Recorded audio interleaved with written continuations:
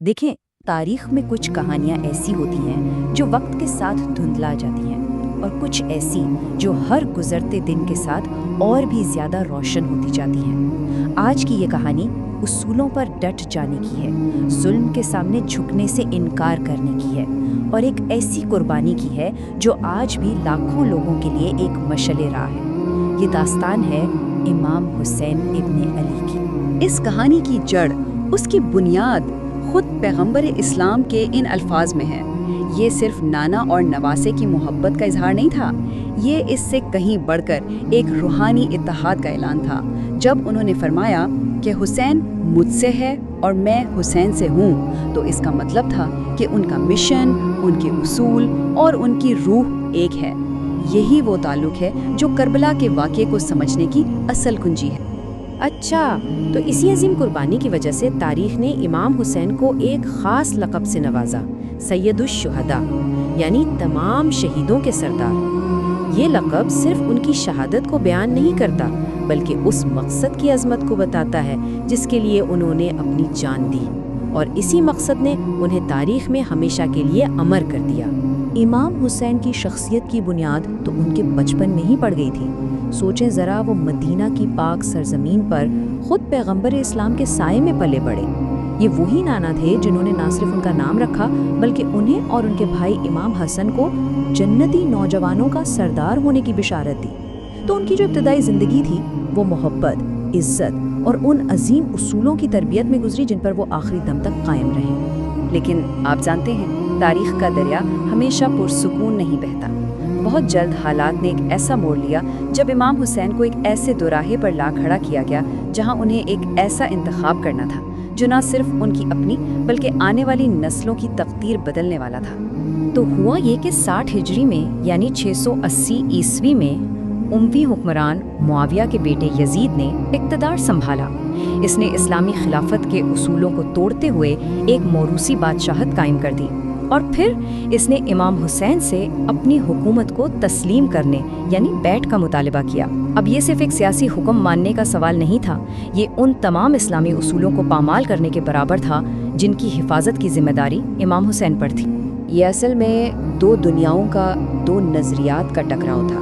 ایک طرف امام حسین تھے جو انصاف، پیغمبر کی میراث اور اسلام کے بنیادی اصولوں کی علامت تھے، اور دوسری طرف یزید کی حکومت تھی جس کی بنیاد ظلم، کرپشن اور الہی قوانین کی کھلی خلاف ورزی پر تھی۔ ان دو راستوں کا ملنا ناممکن تھا۔ امام حسین کے لیے بیعت کرنے کا مطلب تھا حق سے دستبردار ہو جانا، اور اس دوراہے پر کھڑے ہو کر امام حسین کا جو جواب تھا وہ تاریخ میں ہمیشہ کے لیے امر ہو گیا۔ انہوں نے فرمایا، مجھ جیسا یزید جیسے کی بیعت کبھی نہیں کرے گا۔ یہ صرف ایک انکار نہیں تھا، یہ حق اور باطل کے بیچ ایک ایسی لکیر تھی جسے اب کوئی مٹا نہیں سکتا تھا۔ اسی ایک جملے نے اس سفر کی منزل طے کر دی جس کا نام تھا کربلا۔ بیعت سے انکار کے بعد ظاہر ہے امام حسین کے لیے مکہ میں رہنا ممکن نہیں رہا تھا۔ انہوں نے ایک سفر شروع کیا، ایک ایسا سفر جس کا انجام تاریخ کے سب سے دردناک لیکن سب سے متاثر کن ابواب میں سے ایک بننے والا تھا۔ تو سفر کا رخ تھا کوفہ کی طرف، جہاں سے سینکڑوں خطوط انہیں قیادت سنبھالنے اور ظلم کے خلاف کھڑے ہونے کی دعوت دے رہے تھے۔ انہوں نے حالات کا جائزہ لینے کے لیے اپنے کزن مسلم بن عقیل کو بھیجا، لیکن کوفہ کے گورنر نے انہیں دھوکے سے شہید کر دیا۔ یہ خبر امام حسین کو راستے میں ملی۔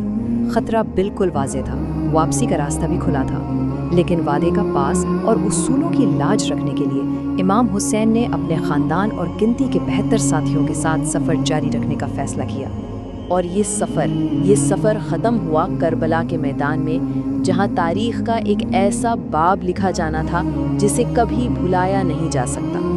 جب وہ کربلا کی زمین پر پہنچے تو حق کا یہ قافلہ کتنا بڑا تھا۔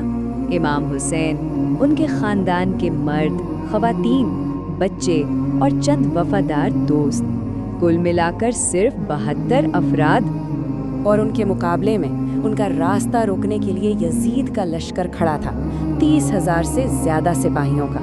یہ کوئی برابری کی جنگ نہیں تھی، یہ تعداد کی جنگ تھی ہی نہیں، یہ تو حق پر ڈٹ جانے کی آزمائش تھی۔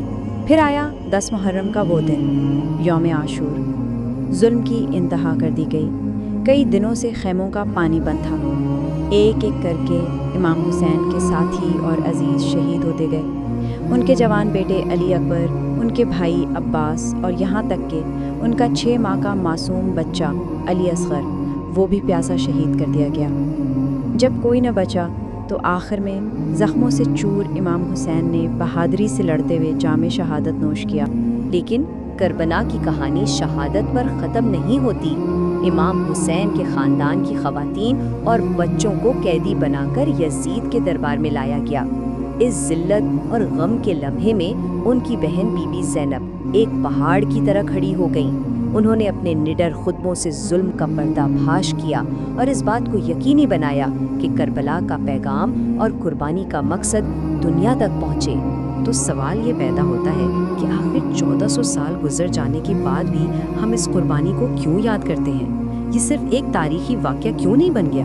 اس کی وجہ ہے اس کی وہ لازوال میراث جو ہر دور کے انسان کو متاثر کرتی ہے۔